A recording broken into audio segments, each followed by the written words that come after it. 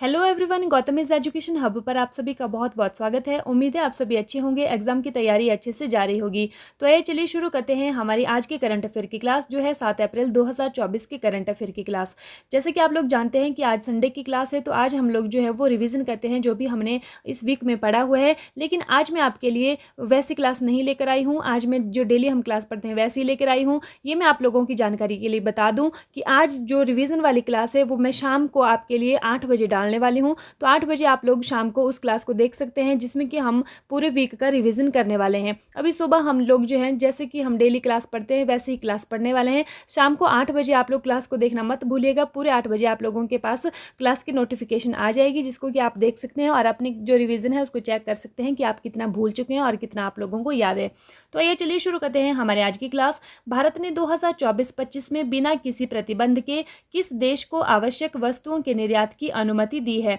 Option है हमारे पास बांग्लादेश, मालदीव, नेपाल या फिर भूटान। इसका सही आंसर हमारे पास रहने वाला है ऑप्शन नंबर कौन सा? ऑप्शन नंबर बी, जो कि है हमारे पास मालदीव। तो मालदीव जो देश है उसको जो है वो बिना किसी प्रतिबंध के आवश्यक वस्तुओं की निर्यात की अनुमति दी है। ठीक है, क्योंकि भारत और मालदीव के बीच में एक व्यापार समझौता हुआ था, जिसके तहत जो है वो भारत मालदीव को आवश्यक वस्तुओं की आपूर्ति करेगा। ठीक है, तो ये वाला जो समझौता है वो कब हुआ था? तो ये जो समझौता है ये हुआ था 1981 के अंदर, जो कि द्विपक्षीय व्यापार समझौता था। अब कौन कौन सी ऐसी वस्तु हैं जिनका कि निर्यात हम मालदीव को करते हैं, किया जाता है? आलू, प्याज, गेहूं का आटा, चावल, चीनी, दाल, पत्थर और नदी का रेत। ठीक है, भारत सरकार की जो विदेश व्यापार नीति है उसको लागू करने के लिए जो जिम्मेदार संस्था है उसको हम बोलते हैं DGFT, विदेश व्यापार महानिदेशालय, और ये केंद्रीय वाणिज्य और उद्योग मंत्रालय के अधीन जो है ये कार्य करती है। ठीक है, विदेश व्यापार नीति में जो वस्तुएं हैं उनकी 3 श्रेणियों की सूची में रखा गया है। एक है खुली सामान्य सूची, प्रतिबंधित सूची और एक है निश्चित सूची। ये जो खुली सामान्य सूची होती है इसमें DGFT से किसी भी लाइसेंस की आवश्यकता के बिना जो है वो आयात निर्यात किया जा सकता है। ये जो प्रतिबंधित सूची है इसमें केवल DGFT की अनुमति से ही निर्यात और आयात होता है। और ये जो निषिद्ध सूची है इसमें जिन ऐसी वस्तुएं रहती हैं जिनका भारत से आयात या निर्यात नहीं किया जा सकता। तो ये आप लोगों ने ध्यान रखना है, कभी कभी हमसे एग्जाम में ऐसे क्वेश्चन भी हैं, पूछ लेते हैं। नेक्स्ट जो है मालदीव के जो राष्ट्रपति हैं वो कौन है? वो है मोहम्मद मुइजू, और मालदीव की राजधानी क्या है? माले है। मुद्रा इसकी है रुपया। मालदीव को भारत से अलग करने वाली समुद्री सीमा का क्या नाम है? तो इसका नाम है 8 डिग्री चैनल, और ये किसके बीच में है? लक्षद्वीप के जो मिनिकॉय है उसको मालदीव से अलग करता है 8 डिग्री चैनल। कमेंट सेक्शन में कमेंट करके बताइएगा कि 9 डिग्री चैनल और 10 डिग्री चैनल किस किस के बीच में है। मालदीव जो है वह उत्तर हिंद महासागर में एक द्वीप समूह है और ये दक्षिण एशियाई क्षेत्र का हिस्सा है। हाल ही में नई दिल्ली में पहले राष्ट्रीय सर्जक पुरस्कार किसने प्रदान किए हैं? तो ये किए हैं प्रधानमंत्री नरेंद्र मोदी जी ने। हमारा संविधान हमारा सम्मान अभियान कहाँ प्रारंभ होगा? तो ये होगा बीकानेर के अंदर। न्यायिक सक्रियता और न्यायिक अतिरेक के बीच में अंतर बताने वाले सुप्रीम कोर्ट के पूर्व मुख्य न्यायाधीश कौन है? ऑप्शन है रंजन गोगोई, उर्जित पटेल, शक्तिकांत दास या फिर इनमें से कोई नहीं। इसका सही आंसर जो हमारे पास रहने वाला है वो है ऑप्शन नंबर ए, जो की है रंजन गोगोई जी। ठीक है, तो क्या बताया इन्होंने? न्यायिक सक्रियता और न्यायिक अतिरेक के बीच में अंतर इन्होंने समझाया हुआ है। अब एक क्वेश्चन है कि विशाखा जो गाइडलाइंस है ये कब आई थी? तो ये विशाखा गाइडलाइन जो आई थी ये आई थी 1997 के अंदर। विशाखा बनाम राजस्थान राज्य 1997 का ये केस है। कौन सा अधिनियम विशाखा दिशा निर्देशों से संबंधित है? तो ये कार्यस्थल पर यौन उत्पीड़न निवारण अधिनियम 2013 से संबंधित है। सुप्रीम कोर्ट अनुच्छेद 124 से 147 तक जो है वो इसका वर्णन है संविधान के अंदर, जो कि संविधान का भाग 5 है। और हाई कोर्ट का वर्णन कहाँ पर है? ये अनुच्छेद 214 से 231 तक हाई कोर्ट का है। इसमें जितने भी प्रावधान हैं वो सभी अनुच्छेद इसमें लिखे गए हैं। वर्तमान में जो भारत में कितने उच्च न्यायालय हैं? वो 25 उच्च न्यायालय हैं भारत के अंदर, और एक ही सुप्रीम कोर्ट है। ठीक है, पहले ये कोलकाता में था, अब कहाँ पर है? अब ये दिल्ली में है।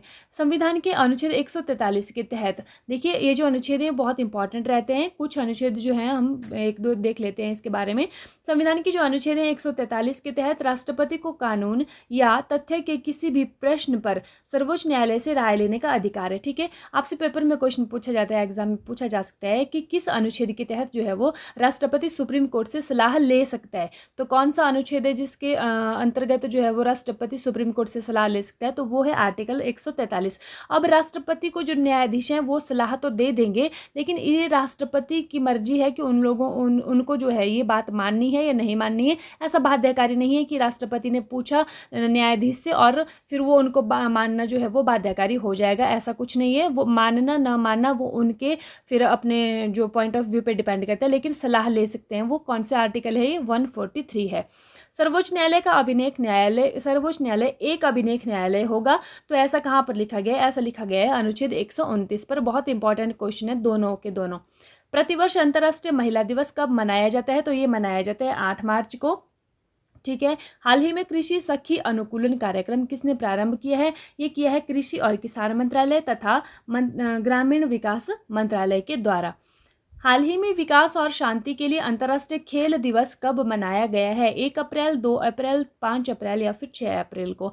इसका सही आंसर हमारे पास रहने वाला है ऑप्शन नंबर डी, 6 अप्रैल के लिए। कौन सा दिवस मनाया गया है? विकास और शांति के लिए अंतर्राष्ट्रीय खेल दिवस मनाया गया है। इसकी थीम क्या है इस वर्ष की? तो ये है शांतिपूर्ण और समावेशी समाजों को बढ़ावा देने के लिए खेल, ये इसकी थीम है। प्रथम बार जब ये कब मनाया गया था? तो ये मनाया गया था 6 अप्रैल 2014 में। यूएनओ का मुख्यालय कहाँ पर है? तो ये है न्यूयॉर्क के अंदर है। अब देखते हैं कि इस बार अप्रैल में हमने अभी तक कौन से दिवस मनाए हैं मुख्य रूप से। तो एक मनाया है उत्कल दिवस, 1 अप्रैल को होता है। 2 अप्रैल को विश्व ऑटिज्म जागरूकता दिवस मनाया है। 3 अप्रैल को हिंदी रंगमंच दिवस। 4 अप्रैल अंतर्राष्ट्रीय खदान जागरूकता दिवस। 5 अप्रैल को हमने राष्ट्रीय समुद्री दिवस मनाया है। हाल ही में किसान मित्र कार्यक्रम रायथू नेस्तम का शुभारंभ किसने किया है? तो ये किया है तेलंगाना ने। हाल ही में सांसद खेल महाकुंभ 3.0 का आरंभ कहाँ पर हुआ है? तो ये हुआ है हिमाचल प्रदेश के अंदर, बिलासपुर में। वर्ष 2023-24 में कितने उत्पादों को भौगोलिक संकेत टैग प्रदान किया गया है? ठीक है, किसकी बात हो रही है? इसी वर्ष की 2023-24 की बात हो रही है कि कितने उत्पादों को भौगोलिक संकेत टैग जो है वो प्रदान किया गया है। तो अभी पीछे जो किया गया है, तो ये किया गया है, हमारे जो उत्पाद थे वो थे 160 उत्पाद, जो कि ऑप्शन नंबर बी है। ठीक है, 23-24 की बात ये हो रही है। भारत में जो 600 से अधिक, लगभग 635 जो हैं वो जीआई टैग मिले हैं 23-24 के अंदर, और मतलब अभी तक मिले हैं इतने, और 23-24 में जो है वो 160 जीआई टैग मिले हुए हैं। इसमें देखिए हस्तशिल्प के 30 उत्पाद है, कृषि के 16 उत्पाद, कपड़ा के 11 उत्पाद, निर्मित और खाद्य सामग्री के प्रत्येक 3-3 उत्पाद हैं। अब देखिए उत्तर प्रदेश जो है वो जीआई टैग के मामले में पहला जो स्टेट है वो बन चुका है, सबसे ज़्यादा हो चुके हैं। यूपी के 69 हो चुके हैं, तमिलनाडु के थे पहले, लेकिन अब तमिलनाडु दूसरे नंबर पर आ चुका है, जिसके कि 58 हैं। जीआई टैग जो है वो किन चीज़ों के लिए दिए जाते हैं? तो कृषि, प्राकृतिक या निर्मित वस्तुओं के लिए दिए जाते हैं। कौन सा अधिनियम है हमारा? ये है 1999 का अधिनियम। जो भौगोलिक संकेत रजिस्ट्री कार्यालय है, ये कहाँ पर स्थित है? तो ये तमिलनाडु, चेन्नई में स्थित है। 2003 में देखिए जीआई टैग पाने वाला पहला उत्पाद कौन बना है? तो ये बना है दार्जिलिंग की चाय। ठीक है, इस बार 30 मार्च 2024 को रिकॉर्ड जो है वो जीआई टैग प्रदान किए गए हैं। वो कितने दिए गए हैं? तो वो दिए गए हैं 63। इसमें देखिए किसको कितने मिले हैं? असम को मिले हैं 19, यूपी को 16, महाराष्ट्र 16, गुजरात को 5 मिले हैं, मेघालय को 4 मिले हैं, त्रिपुरा को 2 जीआई टैग मिले हुए हैं। हाल ही में अंतर्राष्ट्रीय महिला दिवस 2024 के अवसर पर राज्यसभा के लिए किसे मनोनीत किया गया है? तो ये किया गया है सुधा मूर्ति जी को। हाल ही में फिलिस्तीन के नए प्रधानमंत्री के रूप में किसे नामित किया गया है? तो ये किया गया है मोहम्मद मुस्तफ़ा को। आप कमेंट करके बताएंगे कि आप कौन से राज्य से जो है बिलोंग करते हैं, और आपके राज्य में कितने जो हैं वो जीआई टैग मिले हैं और किन किन चीज़ों को मिले हैं। मोस्टली अगर कुछ आप यहाँ पर मेंशन कर सकते हैं तो उनको जरूर आप मेंशन कीजिएगा, अपने अपने राज्य के जो जीआई टैग आपको मिले हुए हैं। यूएनएचआरसी में किस युद्ध विराम के आह्वान पर हुए मतदान पर भारत अनुपस्थित रहा? ठीक है, कौन सा युद्ध विराम था, उसके आह्वान पर जो है भारत ने वोटिंग नहीं की है, भारत जो है अनुपस्थित रहा है। यूएनएचआरसी की बात अगर हम करें तो यूएनएचआरसी का मतलब होता है United nation human rights commission. ठीक है, तो यहाँ पर जो है वो मतदान हो रहा था जिसमें कि भारत ने पार्टिसिपेट नहीं किया है। तो कौन सा इसका आंसर रहने वाला है हमारे पास? इसका आंसर जो रहने वाला है ऑप्शन नंबर ए, वो रहने वाला है गाजा। ठीक है, गोल्डन हाइट्स कहाँ पर स्थित है? तो ये है सीरिया में। सिनाई प्रायद्वीप कहाँ पर है? मिस्र में है। इजराइल ने किस देश से गाजा पट्टी पर कब्जा किया था? तो ये किया था मिस्र के अंदर। हाल ही में ये जो इजराइल और इसमें गाजा के बीच में जो है वो युद्ध हो रहा था, वैसे भी हाल ही में विश्व उपभोक्ता अधिकार दिवस 2024 कब मनाया गया है? तो ये मनाया गया है 15 मार्च को। हाल ही में केंद्रीय माध्यमिक शिक्षा बोर्ड सीबीएसई का अध्यक्ष किसे नियुक्त किया गया है? तो ये किया गया है राहुल सिंह को। भारतीय तटरक्षक बल के किस जहाज ने बांग्लादेश के 27 मछुआरों को सुरक्षित बचाया है? अमोघ, समर, संग्राम या फिर वज्र। ठीक है, तो ये किसको बचाया है?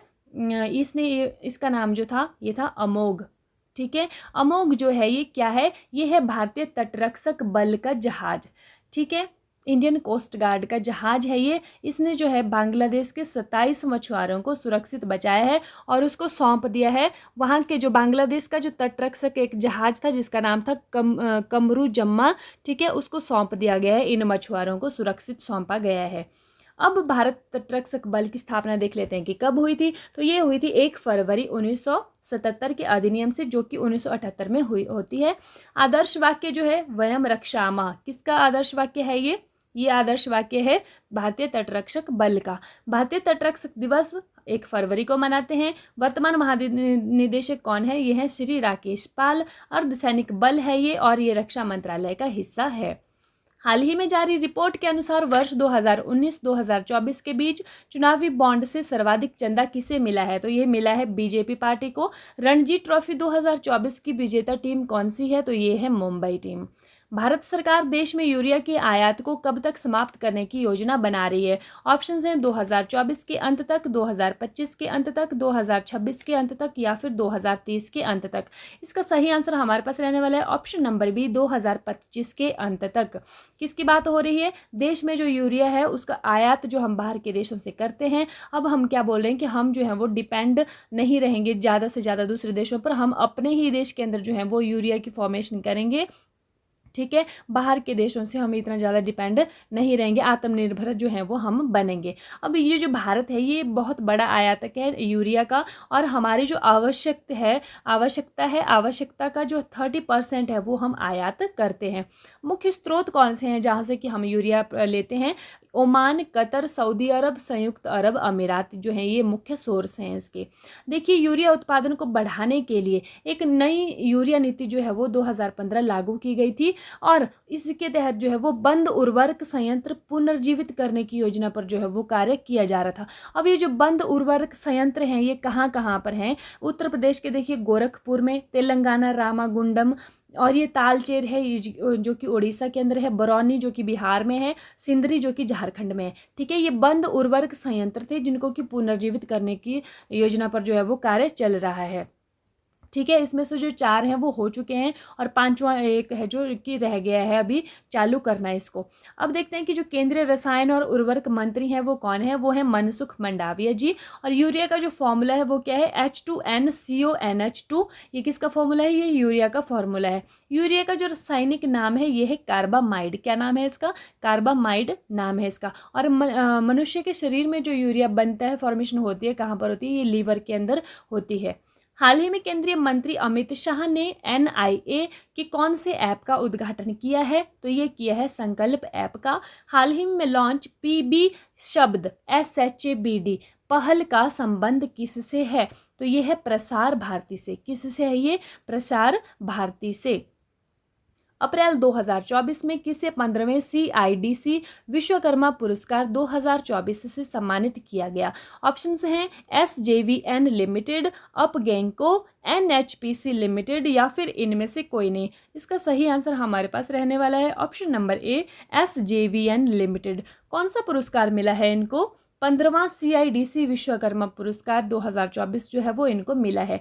अब ये खास बात है कि इसको तीसरी बार जो इनको ये पुरस्कार मिल रहा है। ठीक है, मिलता क्यों है ये वाला पुरस्कार? ये सामाजिक उत्तरदायित्व योगदान के लिए मिल रहा है। ठीक है, CIDC partners in progress trophy भी इनको मिली हुई है इसके साथ, पुरस्कार के साथ। और SJVN की जो वर्तमान में अध्यक्ष हैं वो कौन है? वो हैं गीता कपूर। SJVN लिमिटेड जो है ये एक शेड्यूल A मिनीरत्न श्रेणी एक जो है इस कंपनी है, और विद्युत मंत्रालय के अधीन सार्वजनिक क्षेत्र का ये क्या है? उपक्रम है। पहले जो है इसका नाम क्या था, पहले इसका नाम था सतलुज जल विद्युत निगम। इसकी स्थापना कब होती है, ये होती है 24 मई 1988 1988 के अंदर।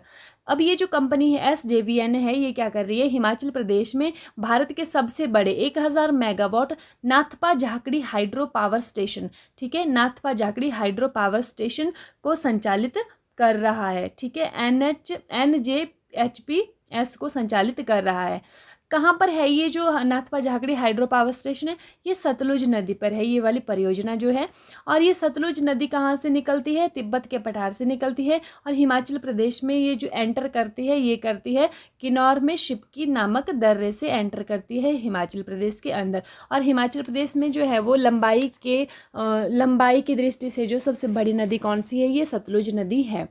हाल ही में भारत का पहला इंडोर एथलीट केंद्र कहाँ पर प्रारंभ हुआ है, तो ये हुआ है भुवनेश्वर ओडिशा में। हाल ही में पानी और हवा दोनों में काम करने वाले हाइब्रिड मानव रहित वाहन किसने विकसित किया है, तो ये किया है IIT जोधपुर ने। पेरिस ओलंपिक में जूरी के रूप में नियुक्त होने वाली पहली भारतीय महिला कौन है, बिल्किस मीर, शेफाली शरण, गीता कपूर या फिर मीराबाई चानू। इसका सही आंसर हमारे पास रहने वाला है वो है option number A, Bilkis Mir. Bilkis Mir की अगर हम बात करें तो ये अभी जो पेरिस में ओलंपिक होने वाले हैं 2024 में कौन से नंबर के होने वाले हैं, ये होने वाले हैं 33 नंबर के, 33वें नंबर के ओलंपिक ये होने वाले हैं। कहाँ पर होने वाले हैं, पेरिस में होने वाले हैं। इनमें जो है जूरी के रूप में नियुक्त हुई है ये पहली भारतीय महिला है, इंपॉर्टेंट रहने वाला है। अब देखिए एक बात मैंने आपको पहले भी बताई थी कि 2024 में जितने भी आपके पास एग्जाम होने वाले हैं उसमें जो है ये ओलंपिक जो टॉपिक है ना, ये आप लोगों के लिए बहुत ज़्यादा इंपॉर्टेंट है। जहाँ से भी जो भी क्वेश्चन है प्लीज़ उसको नोट करते चलिएगा, क्योंकि जो है वो आप लोगों के लिए बहुत इंपॉर्टेंट टॉपिक रहेगा। आप चाहे छोटे लेवल का एग्जाम दे रहे हो या फिर आप बड़े लेवल का एग्जाम दे रहे हो, ये जो है टॉपिक इंपॉर्टेंट रहने वाला है। और दूसरी बात, इलेक्शन हो रहे हैं तो इलेक्शन वाले जो भी आपके पास क्वेश्चन मिलते हैं आप लोगों को, जहाँ से भी जो भी डाटा मिलता है जो इंपॉर्टेंट आपके एग्जाम के लिए होने वाला है, तो उसको आप जरूर रिकलेक्ट करिएगा, ठीक है। तो अब बात कर रहे थे हम बिल्किस मीर की, ठीक है। ये जो बिल्किस मीर हैं ये हाल ही में खबरों में रही हैं और ये इनका जो संबंध है कहाँ से, कौन से स्टेट से, ये है जम्मू कश्मीर की स्टेट से। और इन्होंने अपने करियर की जो शुरुआत की थी वो वहाँ पर जो श्रीनगर में डल झील है ना, वहाँ से शुरुआत की थी। ये इनका जो खेल है, क्योंकि ये इनका जो खेल है केयोनिस्ट और केनोइंग खेल है, ठीक है। अब ये जो केयोनिस्ट और केनोइंग टीम की कोच भी हैं, ये रह चुकी हैं। ये केनोइंग और कयाकिंग स्पर्धा में एक प्रमाणित जूरी सदस्य अब जो है ये बनी है। ये जो कैनोइंग और कयाकिंग बोलने में थोड़ा अजीब है, मतलब प्रोनाउंस नहीं हो पाता है इतने जल्दी से। जल खेल हैं ये, जिसमें कि खिलाड़ी विशेष रूप से बनी नावों में बैठते हैं और दौड़ लगाते हैं, ठीक है। और ओलंपिक में ये शामिल कब हुआ है ये वाला खेल, तो ये वाला खेल जो है ये शामिल हुआ है देखिए 1924 में। 1924 में जो ओलंपिक हुए हैं आपको ध्यान रखना है कि ये पेरिस में हुए। मैंने आपको कहा था कि पेरिस जो है वो तीसरी बार जो है वो ओलंपिक की मेजबानी कर रहा है, ठीक है। तो एक बार 1924 में कर चुका है, एक बार अब हो रहे हैं, और एक बार कब की है वो आप लोग कमेंट करके बताएंगे। 1936 में भी देखिए जब ये 1924 में हुआ था ये ओलंपिक में शामिल, तो उस वक्त ये प्रदर्शन खेल के रूप में था। लेकिन 1936 में बर्लिन में जब ओलंपिक हुए थे तो ये पूर्ण पदक खेल के रूप में वहाँ पर शामिल था। अब ये क्या है, पानी में एक छोटी नाव चलाना जो है ये दोनों खेल अलग अलग हैं, ये एक खेल नहीं है। ये कैनोइंग और कयाकिंग दो खेल हैं, ये थोड़ा सा डिफरेंस इसमें रहता है। अब ये जो अब देखिए ये जो खेल शामिल हुआ ये हुआ था 1924 और 1936 में हमने पढ़ लिया कि किस तरह से ये शामिल होते हैं। अब एक बात और इम्पॉर्टेंट क्या रहती है कि 1948 में महिला एथलीट को अनुमति मिली थी, तो ये भी इम्पॉर्टेंट रहता है हमारे लिए। पिछले साल चीन के हांगझू में जो आयोजित हुए थे कौन से 19वें नंबर के एशियाई खेल थे, वहाँ पर भी जूरी सदस्य ये रह चुकी थी। इस बार 2024 में ये 3 जो खेलों में जूरी सदस्य रहने वाले हैं, कहाँ पर, एक पेरिस, टोक्यो में, पेरिस में, और एशिया के ओलंपिक को क्वालिफाइंग राउंड के लिए भी ये वहाँ पर, ये सॉरी गलत हो गया, ये पेरिस में एक बार मतलब करने वाली हैं। टोक्यो में जो है वो एशिया के ओलंपिक को क्वालिफाइंग राउंड करने के लिए ये एक है, ठीक है। टोक्यो में एशिया के ओलंपिक को क्वालिफाइंग राउंड के लिए भी ये जूरी रहने वाली हैं। समरकंद उज्बेकिस्तान में ICF कैनो स्प्रिंट विश्व चैंपियनशिप में भी ये जूरी सदस्य रहने वाले हैं। हाल ही में फूलदेई महोत्सव 2024 कहाँ प्रारंभ हुआ है? तो ये हुआ है उत्तराखंड में। 6 मार्च को 5वां आसियान भारत व्यापार शिखर सम्मेलन 2023 का आयोजन कहाँ किया गया है? ये किया गया है कुआलालंपुर। कुआलालंपुर कहाँ पर है? ये है मलेशिया में। अब आप लोग बताएंगे कमेंट करके कि जो आसियान है इसमें कितने सदस्य देश हैं, ठीक है, और क्या भारत आसियान का मेंबर है या फिर नहीं है। भारतीय तटरक्षक बल का समुद्री प्रदूषण नियंत्रण पोत समुद्र पहरेदार 2024 में किन आसियान देशों का दौरा करेगा? ऑप्शंस हैं फिलीपींस, वियतनाम, ब्रुनेई या फिर उपरोक्त सभी। इसका सही आंसर हमारे पास रहने वाला है ऑप्शन नंबर डी, उपर्युक्त सभी। कौन कौन से देशों का दौरा करेगा? ये तीनों देशों का करेगा, फिलीपींस का भी, वियतनाम का भी और ब्रुनेई का भी, तीनों का करने वाला है। जहाज है भारतीय तटरक्षक बल का समुद्री प्रदूषण नियंत्रण पोत है, ये नाम क्या है इसका? समुद्र पहरेदार। क्या नाम है इसका? समुद्र पहरेदार। तो ये 3 आसियान देशों का दौरा करने वाला है, फिलीपींस, वियतनाम, ब्रुनेई। आप लोगों को नाम नहीं भूलने, आप लोगों को याद रखने हैं, ठीक है। अब देखिए हो चिन मिन एक सिटी है, ये कहाँ पर है, किस देश के अंदर है ये? तो ये है वियतनाम के अंदर। भारतीय तटरक्षक का दूसरा स्वदेश निर्मित समुद्री प्रदूषण नियंत्रण पोत है ये। कौन सा पोत है ये? समुद्र पहरेदार, जिसका नाम है। 2012 में सूरत में इसको नियुक्त किया गया था और वर्तमान में तैनात कहाँ पर है ये? विशाखापट्टनम में तैनात है। अब देखिए जो भारतीय तटरक्षक बल के महानिदेशक वर्तमान में कौन है? तो इनका नाम है राकेश पाल। क्या नाम है इनका? राकेश पाल। प्रितजर आर्किटेक्चर पुरस्कार 2024 से किसे सम्मानित किया गया है? तो ये किया गया है डेविड चिपरफील्ड को। और आप लोगों को मैंने बताया हुआ कि जो प्रितजर आर्किटेक्चर पुरस्कार है ये वास्तुकला के क्षेत्र में मिलता है, ठीक है। हाल ही में इसरो द्वारा किस उपग्रह का पृथ्वी पर पुनः प्रवेश किया गया है? तो ये किया गया है मेघाट्रॉपिक्स 1। समझ रहे हैं आप इस बात को? क्या बात बोल रही है कि एक उपग्रह था जो कि हमने पहले कहाँ पर भेजा था? अंतरिक्ष में भेजा था उसको, ठीक है। अब हम वापस उसको जो है पृथ्वी पर बुला रहे हैं, प्रवेश जो है उसका हो रहा है। इसरो की जो है वो मेहनत के द्वारा इसरो ने इसको कर दिखाया है। तो ये बहुत बड़ी बात है कि पहले हम किसी चीज़ को अंतरिक्ष में भेज रहे हैं और उस उपग्रह को हम फिर से वापस जो है वो पृथ्वी पर ला रहे हैं। तो ये इसरो ने करके दिखाया है, ठीक है। कौन सा है ये? मेघाट्रॉपिक्स 1। क्या है ये? मेघाट्रॉपिक्स 1। कल की क्लास का अब हम रिवीजन देख लेते हैं। हाल ही में राष्ट्रीय समुद्री दिवस कब मनाया गया है? तो ये मनाया गया है 5 अप्रैल को, राष्ट्रीय समुद्री दिवस। हाल ही में किसने एससीओ सुरक्षा परिषद की बैठक में प्रतिनिधि मंडल का नेतृत्व किया है? तो ये किया है अजीत डोभाल ने। किसने किया है? अजीत डोभाल ने।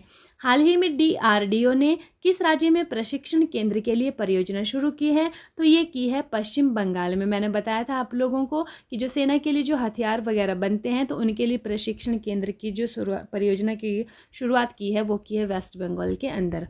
हाल ही में मुख्यमंत्री महिला सम्मान योजना कहाँ शुरू की जाएगी? ये की जाएगी दिल्ली में। अभी हमने एक और क्वेश्चन भी पहले पढ़ा था कि हिमाचल प्रदेश में, इसी महीने में पढ़ा था हमने करंट अफेयर में, हिमाचल प्रदेश में एक जो है वो योजना की शुरुआत हुई है, इंदिरा गांधी प्यारी बहन सम्मान निधि योजना, जिसके तहत जो है वो 1500 रुपये दिए जाएंगे हर महिला को।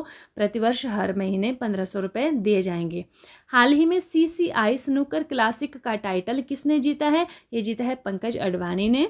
हाल ही में किसे विश्व बैंक आर्थिक सलाहकार पैनल में नियुक्त किया गया है? तो ये किया गया है राकेश मोहन को। हाल ही में आर्मी मेडिकल कोर का 260वां स्थापना दिवस कब मनाया गया है? ये मनाया गया है 3 अप्रैल को। हाल ही में किस देश ने ऐतिहासिक परमाणु कानून पारित किया है? तो ये किया है इजराइल ने। हाल ही में नाटो ने अपना 75वां स्थापना दिवस कब मनाया है? तो ये मनाया है 4 अप्रैल को। कब हुई थी इसकी स्थापना? 4 अप्रैल 1949 को, 1949 को इसकी स्थापना हुई थी। 12 जो हैं वो इसके संस्थापक देश थे उस वक्त पर। और आजकल कितने मेंबर्स हैं नाटो में? 31 मेंबर हैं। और लास्ट में कौन सा मेंबर जुड़ा था? तो वो जुड़ा था फिनलैंड। हाल ही में सेना ने वायु रक्षा मुद्रा को बढ़ाने के लिए किस प्रणाली को शामिल किया है? तो ये किया है आकाश तीर को, ठीक है। अब आपके लिए जो है एक सवाल है, इसमें आपको कमेंट में कमेंट करके बताना है। हाल ही में कहाँ की बांसुरी को जीआई टैग मिला है? पढ़ा है हम लोगों ने ये, पीलीभीत, बनारस, मथुरा या फिर इनमें से कोई नहीं। ये आप लोगों के लिए सवाल है, आप लोगों को इस सवाल का जवाब जो है देना है। जितना भी आप लोगों को इसके बारे में पता है वो आप लोग लिख सकते हैं, ज़्यादा से ज़्यादा आप लिख सकते हैं। जीआई टैग के बारे में आप लिख सकते हैं। अगर आप लिखते हैं तो आप लोगों को परमानेंटली चीज़ें याद रहती हैं। इसी के साथ जो है हमारी आज की क्लास समाप्त हो रही है।